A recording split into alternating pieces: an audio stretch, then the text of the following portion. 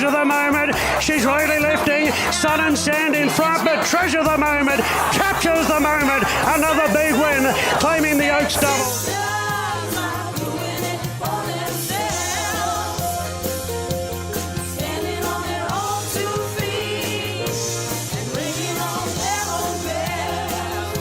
But Arapaho dashes clear. It's Arapaho 2, 3 lengths in front in the Sydney Cup.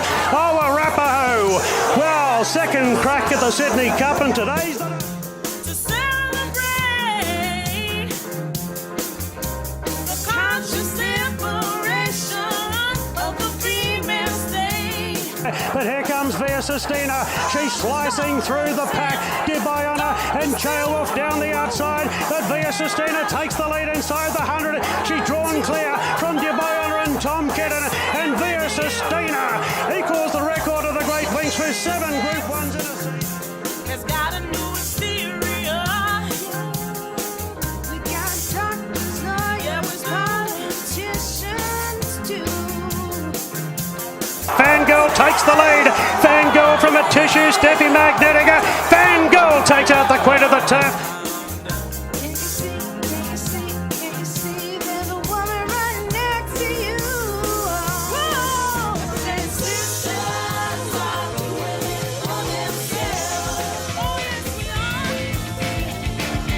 are. And now on PG Podcast Network, it's time for the year-round carnival with Vince Accardi and your host, Racetrack Rolfie.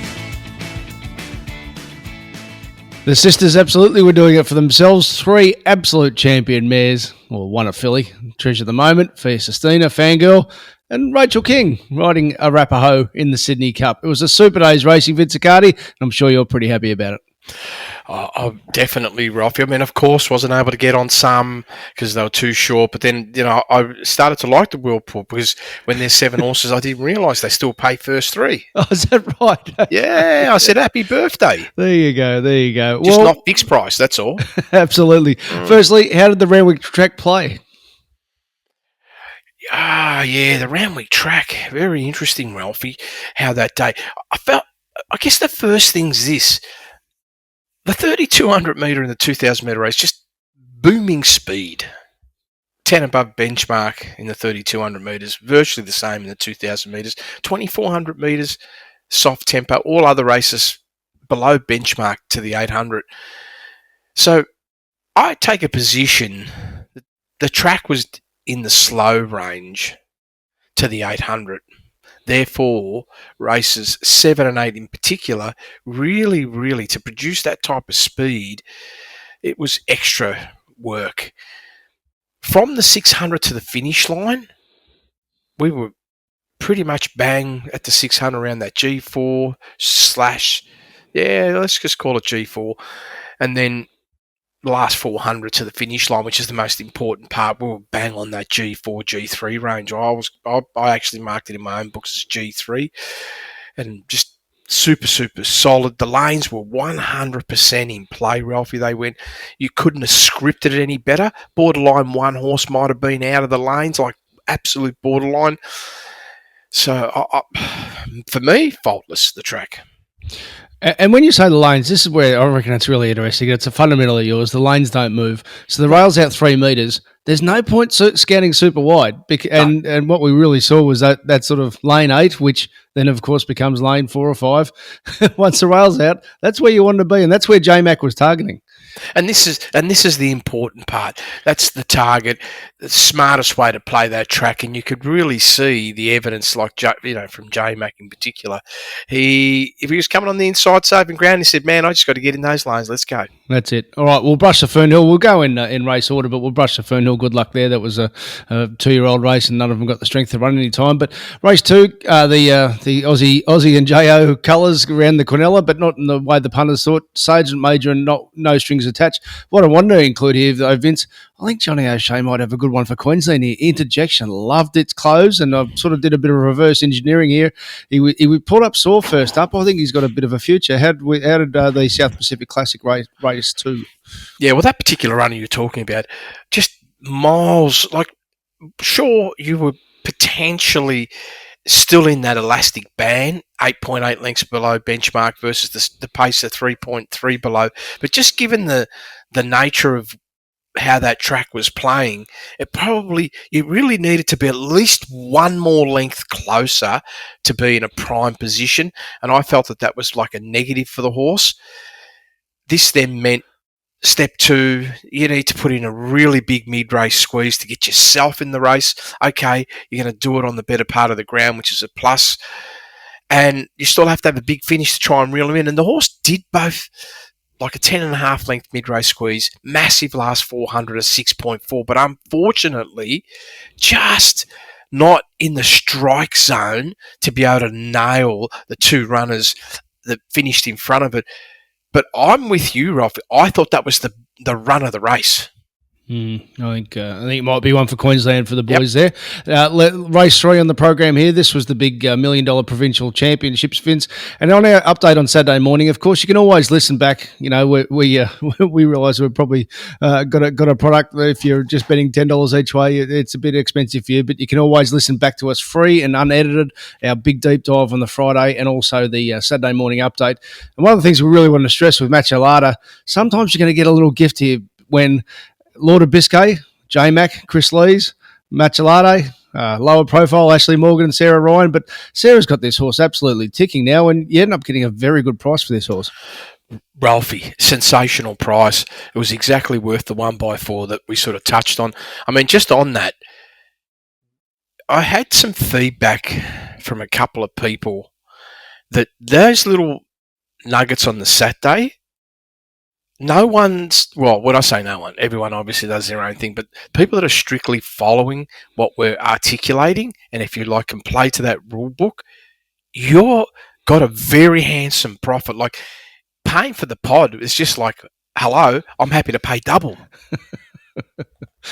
Well, I hope that's the case, and to my point with Machelada, I mean, look at that. Even though with the Whirlpool had the bigger takeout, odds 440, but with the Whirlpool it was 550 because there was just an avalanche for J-Mac's horse.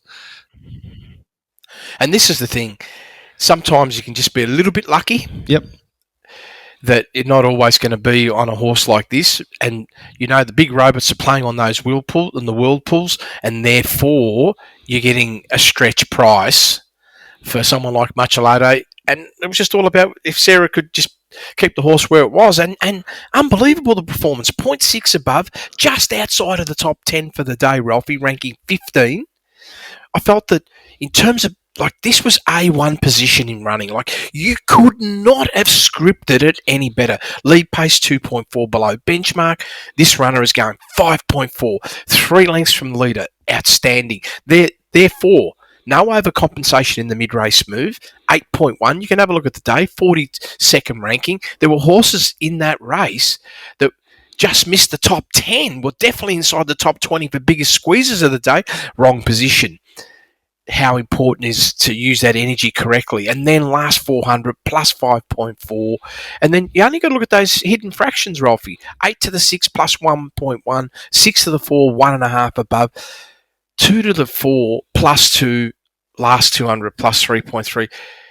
It tells me a few things. Number one, the precision of the run, you can't get better than that. And the horse's efficiency was perfect, hence the victory. Percy Sykes was race 4 on the program. It was pretty obvious with Tempted, as in an obvious form line with Golden Slipper. Did she have one more run in there was the question, and James Cummings, there's a post-race quote, it was a big ask to go again after the Slipper, but the way she came through that run and the work in the build-up indicated she was capable of running one more big race for us. She certainly did that. The disappointment in the race was in Karuna, and Vince, I'll ask you this as you sort of deep dive the result here. I can't help thinking they went the wrong way. I think Karuna back to 1100. I thought that 1400 size produce, she could relax and finish off. That she was sort of at her top for too long, but all on as a winner, Tempted. And I think they've got a pretty nice filly coming this spring. Yeah, I felt like that's one that I missed personally myself, in the sense that I knew the capability of the horse. I took a position and obviously stayed out of the race that the horse is probably done. But on reflection, when you look at just that unimpeded, it didn't have the cleanest of runs last start. Like, it wasn't the perfect scenario where the horse, completely emptied out all its energy. And there is a bit of truth to when you have these type of setups, they still have the capability when they don't completely empty out all their energy, that there's still something left. I failed to, bring that into play. And again, this is a on reflection moment just for myself to learn a little bit more about the craft. And for those that were, intelligent enough to have the clarity around that and possibly understood that theory, then they probably were in a great position to capitalise, because it did show its dominance, Ralphie, I felt. 0.6 above. We know the horse is even better than that. 13th best performance of the day. We know how good that is as well is for a 2-year-old. And then I just loved the setup. It was 5.4 lengths below benchmark, and then had that excellent last 400 of 4.8. And again, this was another ride, Ralphie, that was like millimetre perfect. I mean, get the textbook out. This is how you ride horses. Absolutely, and it does show you that generally if you're 3 wide, it's not a big penalty at Randwick over 1200. No, and pace does play a role. Distance is also a factor in that as well. And then young horses, there would have been a number of horses in there, Ralphie. They were just there for a number and a name. What do you think of Inkaruna? My theory there that Inkaruna maybe they should have gone 1400 rather than back to 1100. Well, I was a little bit disappointed personally, Ralphie. Yeah, and the only reason being is positioning running early. They were identical right up until we got down to the last 400. The horse couldn't sprint. No, that's what I'm saying. Yeah. Now, I'm not sure if that's got to do with the 1100 going, like having that switch around. I'm not sure, but because it could be just a scenario where I'm done now. These 2-year-olds are race to race, Ralphie. I mean, this horse has obviously got great ability, and maybe a freshen up, 30 days off, and like you said, go to Queensland could change everything, but it just didn't deliver like it could have, because absolutely did nothing early. And just didn't quite have the bang that you should have gotten out of it. Well, Anthony's brother Michael won the race 5 at the Enriched, and as he obviously said, the race opportunity opened up race morning for them once the Autumn Glow was scratched. Michael Freeman quote here: Tommy and I had a good, as in Tommy Berry, had a good chat this morning about being positive from the gate, singing at the leader's girth, which is what we ended up doing. At a good turn of foot, the colt, high class horse, well bred, so he's got a future at stud somewhere, and really the Autumn Glow form was remarkable. It was almost missed because the robots really wanted to go for the big swinger from Pakenham. Yeah, that's good.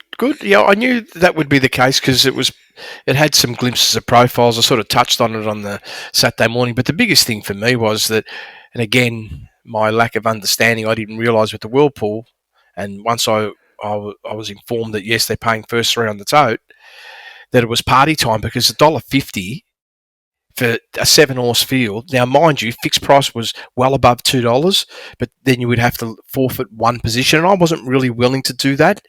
But definitely for a first 3, I thought it was a gift, $1.50 a place, let alone, better than $5 for a win. So that just sort of confirmed that they definitely got that wrong, because this horse, once Autumn Glow was out, it should have been half that price, Ralphie, without fail. But that's probably the little upside you get when, again, the robots have got different views and they're, really trying to tank a different horse.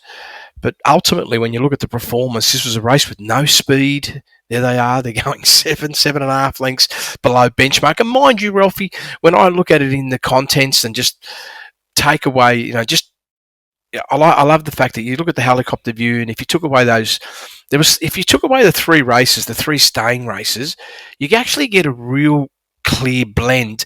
And if you really wanted to be like a purist, you could turn around and say, okay, I might even take away race 1. And what it does is, when you do that, it sets the stage to saying the anchor point to the 800's 3 lengths below benchmark. That's the anchor point. So if you use that to your advantage and say, okay, well, I know that's the anchor point. So this horse is genuinely, under the ground conditions to the 800, conserving another 4 lengths or 3 lengths, depending on how you want to view it. But that's perfect.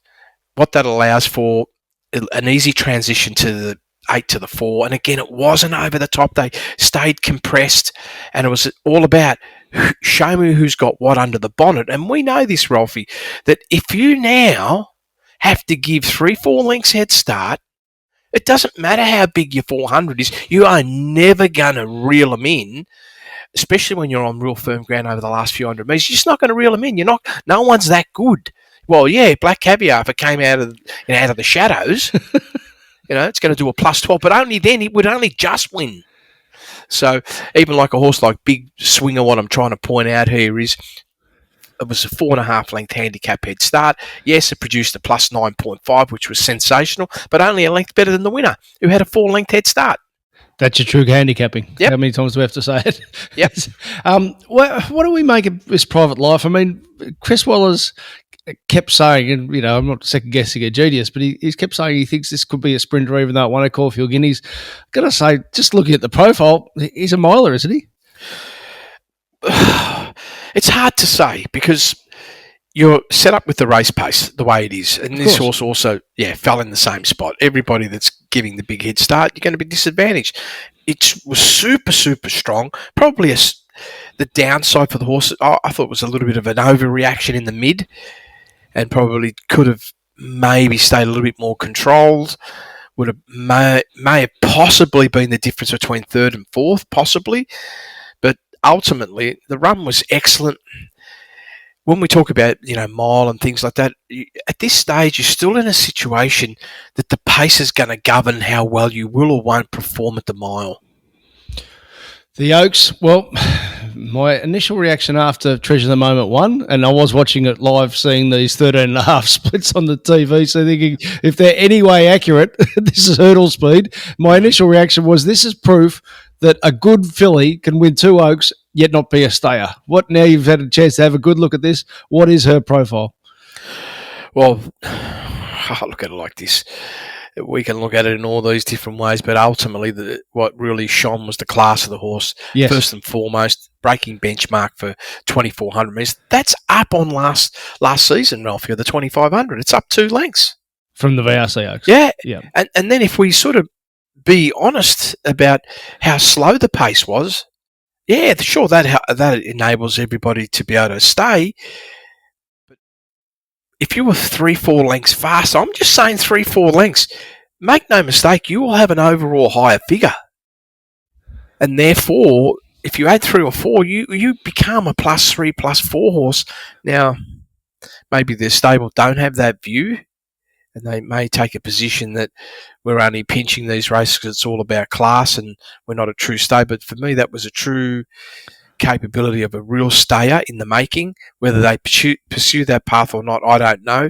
Of course, everyone would have been excited with pretty much the majority of horses, the way they closed out their last 400. But that's where the illusion is. They only did that because they walked. And realistically, the winner's probably one of 2 horses in that field that could bring a high velocity off a much faster pace. And like Lucy, smashed its own record in terms of how well it could close, and they might have got really excited, but that only happened because it was a dead set hurdle race until we got to the 600. So you always say that barrier trials about 20 lengths below benchmark. What were they actually doing early? Well, here we are, 24.3 below benchmark, Ralphie. I mean, can you believe it? Exactly. Yep, you can. So in the end, what that happens is it compresses the field, but geez, that's still a big sprint. 5.2 lengths above benchmark last 200 Treasure at the moment. You can't go much quicker. Yeah, sensational. Loved it, and I'm sure whoever backed it, me that I like betting for a place, I look at that win price and say that's a good price, but not the way I do things. So I'm sure there's plenty of people that said, let's just smash it, and they did. So just for a bit of fun, looking at its profile, would you say mile, Cox Plate type 2000 or go to a Caulfield Cup 2400 in the spring? Yeah, my view is at the moment is probably Caulfield Cup. Right. But this also even got the ingredients of a Melbourne Cup, right? I'm not sure about a Cox Plate. Yep. Because you got a different dynamics through the first half of the race, and that could dramatically change your rhythm late. But I'm quite confident if they went 10 lengths faster, even 20 lengths faster, this horse will stay strongly. Very interesting. All right, let's get to the Sydney Cup. And so for those who didn't get our preview, of course, like I said, you can listen to it back. Friday morning, Vince, you had a dream. You had a dream that Alicante was going to get busted open on the tempo. Let's just put the dream aside for 1 second. How much faster did it have to go on the quick backup, race to race, from its win at Rosehill the week earlier? At Randwick a week earlier. Yeah, well, there's going to be a couple of things I want to touch on here because I'm silly. But anyway, I was too slow to the party in the end because dreams have, some interesting things if you can unriddle the riddle, right? And I probably need to watch more Batman shows, right, to become better at it. But firstly, just to answer your question, Ralphie, last start, going into this race, 10 lengths below benchmark was the performance through the first section at 2,600. Its prior, fastest pace leading in to this whole preparation was 2.7 above at Kembla Grange over 2,000 metres, second up. And here we go. It's plus 10.2. And this is the thing, I was talking about with Gay, my dream, right? You're going to be going too fast. And you have to go. Now, here's the riddle, unriddled. And I was not capable. Because in the dreams, you also get, if you want to believe these things, right? But I do believe it's like another life, but it's not.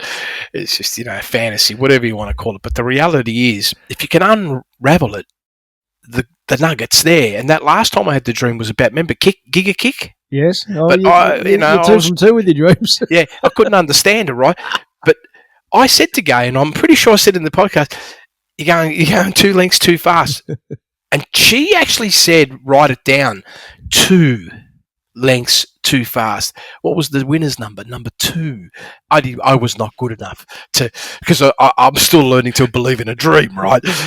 I'm too much of a realist from that point of view, but that's the reality. Of course, that's got nothing to do with the overall performance of the horse. First and foremost, I did go completely cold on the favourite. And I don't know, I didn't pay a lot of attention. Did they back it heavily or did it drift? It did drift, but it also did have a bad parade behind the barriers. Okay. Had a bit of a sweat. So no surprise for all those things, because if you look at the fundamentals of form and the way I like to do things, dream or no dream, there was probably going to always be a low probability, and maybe that's what sparked the dream. I might have went to bed thinking, Alicante's, a moral lay, right? Well, you didn't have it in your top 4. Here's the thing. You didn't have it in your math advantage. No, I didn't. But the winner, and I know that, is it Scott, Ralph, the person? Scott, yeah. Yeah, he would have been over the moon. But what a performance from the winner. Was that Melbourne Cup style? That was Melbourne Cup for sure type performance. I mean, this was a strong field, Ralphie, a lot stronger than what I'd seen in many years. And the horse's performance was like, what did he say? Bjorn Baker, he said he gave it the Murray Baker treatment. So he said, and I think he was referring to a good workout on the Tuesday. Yeah. So he gave it that treatment, and it paid off in spades because it was a fast tempo. But mind you, this horse is travelling 5.2 lengths above benchmark. So it's not like he's crawling. He's putting in effort.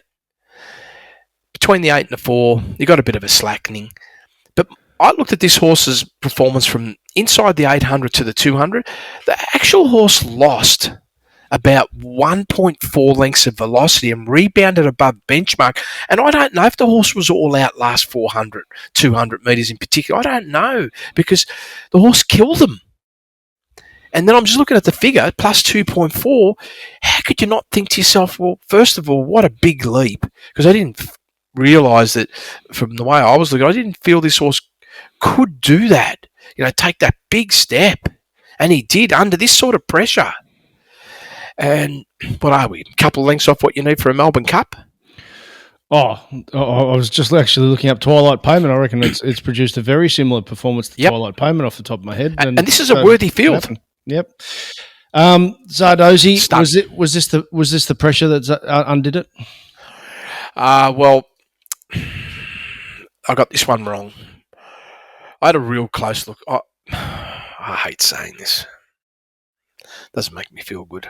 Why do you bring back bad memories, Ralphie? It's like taking, I don't know, worse than taking a Band-Aid off. It's just something, painful. That I had a good look. The horse didn't stay, Ralphie. The horse didn't stay. Yes, it was going good speed, 3.4 above. Maybe the setup was wrong, but I felt the horse, if you're looking in the pretense of the race, he's a length and a half behind Arapaho. And the horse looked very comfortable, making no extra ground, like in terms of travelling position. And then when it went like let's go on clean ground, like let's go, last 300 metres, other horses were passing it. And that's a sign of you didn't stay, buddy. Yeah. Like you can't stay a strong 3,200 is what I'm saying. Now, could you evolve? Well, you might, but you won't be getting my money anymore. Well, one horse you were keen to have in your top four was River of Stars, and Yeah. its performance was pretty solid, wasn't it? I thought it was gutsy. It was probably one of the two horses in that race where the rest of the field were going to feed off energy-wise. Because Alicant's going plus 10.2, you had River of Star 8.7, and there was Duke de Sevres around the 8. So I felt that was the architecture for the pressure, was all the runners behind it were going to come off that energy. And to stick on and run third was quite profound. I felt the horse ran above itself. Now, overall, it only ended up with a 1.2 lengths below benchmark. It probably did need to be in a scenario where you could ride as well as what the rider did on Arapaho, just that couple of lengths further back, just off the energy, not being part of the creation of the energy, might have helped the horse to probably 100% run second, but more importantly, push itself closer to benchmark, and it just didn't quite get there because realistically, other than the winner, the others didn't have it at 32. When it became a test, they'd be looking for a 3,200 metres was a bit more like Treasure the Moment, no piece. Yeah. And just in case Nick Williams is listening to this and he throws rocks at me, Twilight Payment, first section, plus 11 and wins the Melbourne Cup with plus 4. So that was Yeah. Let's get to the Superstar via That's Sistina. course. Let's get to the Superstar via Sistina, Vince, the Queen Elizabeth. And did you get on? Ralphie, $1.28 everywhere. Couldn't quite get what I wanted, the $1.30 for the amount of money I was playing with, and I had to watch. Oh, so your minimum's $1.30 and Yeah. you couldn't get it. That's it. And then, Well, then what really, then they crunched it really, last minute. It was just forget about it. No, you had no chance. There was a few minutes out, the chance was there. But I still couldn't get $1.30. Yes. I mean, you can go to places get $1, but don't get me. I don't want anyone to take the wrong way. I'm not interested in having a few $100s for a place. That's it. So Via Sistina, stunning to the visual, stunning rider, J-Mac. And it was a fantastic breakdown on the Sky Racing boys of Corey Brown and Ron Dufficy talking it through. And just sometimes barrier one, you're in the wrong spot. And the one horse you didn't want to be behind was G Glyph. And that's just where he landed. So I thought J-Mac's ride was just unbelievable considering the shit hand he's dealt at the 800 metre mark. Yeah, well, a few things there we have to look at.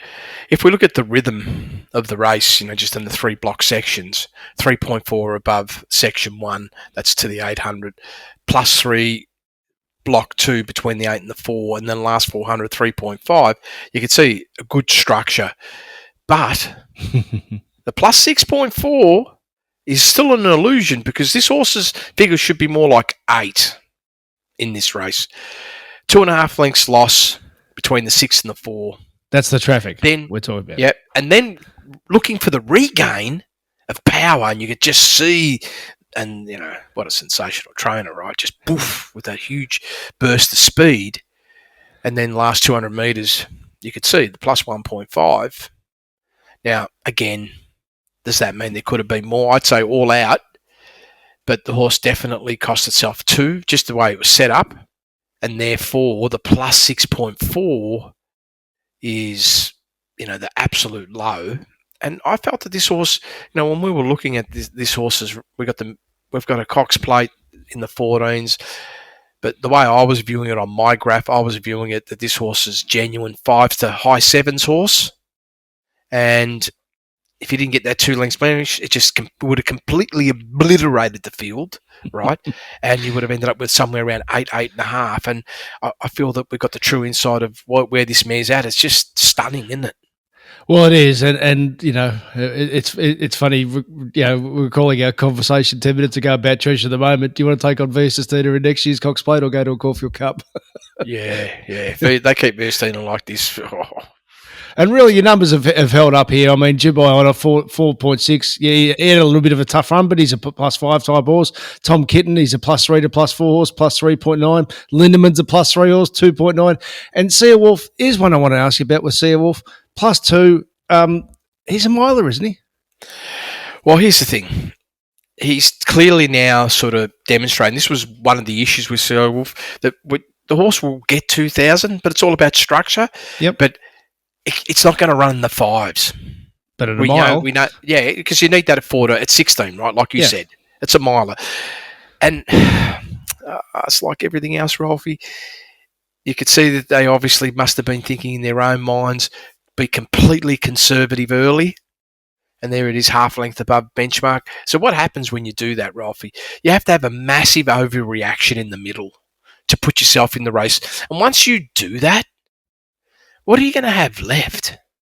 And you could see a sheer deterioration. This was not the perfect use of energy, and I felt that they probably missed potentially a top 3 berth because of the way the horse was ultimately ridden. Because have a look at the section between the 6 and the 4, a complete overextension. And then the horse was gone. But coming back through the whole prism of where you're at, the franking's there now, that it's highly unlikely at this stage that a horse like Seawolf's going to be able to get into the 5s at 2,000 metre range. It could probably win a 2,000 metre race, but not against this type of setup. The horses I want to be with going forward are Buckaroo and Middle Earth if they go to Queensland, because I think, you know, in a different setup, I mean, Buckaroo, look at that pace that he was asked to produce at 2,000 metres. Yeah, I was even surprised people were even liking the horse personally, Ralphie. This is just my own thoughts. I thought the horse had zero chance of being competitive here. And I also feel that, because I just went back on my notes, I felt that the horse was airborne last campaign. Yep. And very few horses, when they, you know, strike that light, when they get to that age, they really don't repeat. Now, this performance was good, but it was only plus 1.1. Look, and that's my point, that, you know, go to Queensland, you know, just one more length and probably a Doomben Cups in your wheelhouse. Yep. Yeah, that's smart. But against the top horses, forget about it. And Middle Earth, the feedback after the race was he's looking for more ground. I mean, you said this before the Australian Cup, but this is a stayer and maybe a Q22, that big prize money, 2,200 might be perfect for it. Well, are they going to Queensland? I would think so. Oh, they're going to make a lot of money. Yeah, that's it. All right. Speaking of making a lot of money, well, you couldn't have, because you wouldn't have got on once the avalanche of the all ups were in play with Fangirl. But J Mac versus Jay Collett. Sorry, Jason Collett. No disrespect, but on the home turn, one was playing chess and the other one played checkers. Well, this is, when you look at this, Ralphie, the horse was almost not entitled to win of that setup. Yep.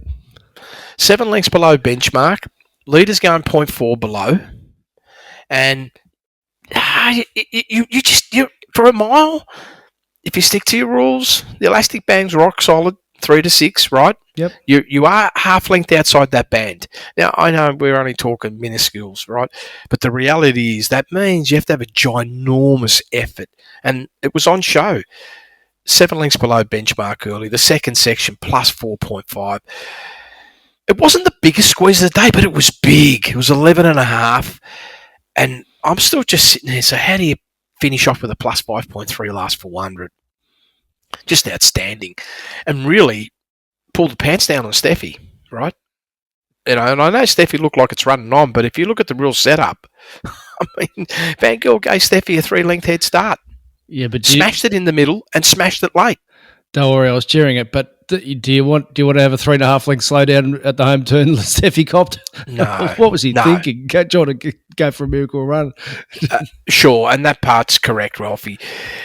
I have no doubt. And it's just the same thing, though.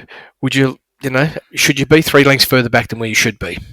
So Scott's asked, I thought Fangirl's enormously high. Yep. A little surprised it didn't rate higher, but I guess you only need to do enough to win. But more to the point, as you're saying, Vince, to produce a mid-race squeeze like that, you're just not going to produce a bigger figure. It's tough. Like, the horse, it's almost, what's it gone? It's gone almost 10 plus, almost plus 10 for the last combined 800. That's big, Ralphie. Yeah. Now, we know this horse is capable of doing a 12, right? But goodness me, it's a big head start. Like, you can get scared, but there obviously no one would have been scared that would have backed that. The MPS margin sort of franks it all in the end. And I sort of tend to agree with that overall last. It was genuinely a length and a half better than Steffi. And that was the proof was there between the two. But of course, Steffi's still evolving. And how many times have you and I seen this over the last decade? How the good mares keep getting better. So I would have a different view if they were racing against each other next year. Yeah. Yep, she's certainly going the right direction, and in the end, and you've previously said this, Vince. Sometimes mathematics get you, and J Mac on commemorative. Not 3 wide you can cover, 4 wide no cover. That's a bit of an ask. Yeah, well, I have to say to you, Ralphie, like I said in the pod set, though, I ended up backing Lady Laguna. Yes. I was disappointed, even though I collected. Don't get me wrong, I'm not disappointed about the plus $2 1 by 4 the place, but yeah, 1 by 4, but I was disappointed with the overall performance of the horse, right? It's not just about, okay, I want to back it and make money. My judgment about why I wanted to do that and what my expectations were, that didn't play out. The horse ended up being where it was because the majority of them, just things weren't going to be right for them. And commemorative, I thought the horse exceeded my thoughts in terms of what it did. I always knew it was going to be a challenge for the horse to be able to do it from the back. But what I have to say is it was nowhere near the plus 3, was it? That it's capable of doing, like miles off it, right? 0.3 above benchmark. And how much do you want to factor in that, okay, you're travelling 5.3 lengths below benchmark, but the winner is going at almost a length slower, Ralphie, and beats it at every point. So, yeah, one bludges off the other one, though. With the 4 wide no cover, that's not going to help. True. And I'm just sort of sitting there and asking myself, well, I was probably, maybe because I never had any infancy on thoughts. But I'm putting that aside. I'm looking purely at the art of the numbers. Yeah. All honours to the winner. It was 0.8 above benchmark. Mind you, ranking-wise, 12th best of the day. So you've got to pay a little bit of respect to a few horses behind it.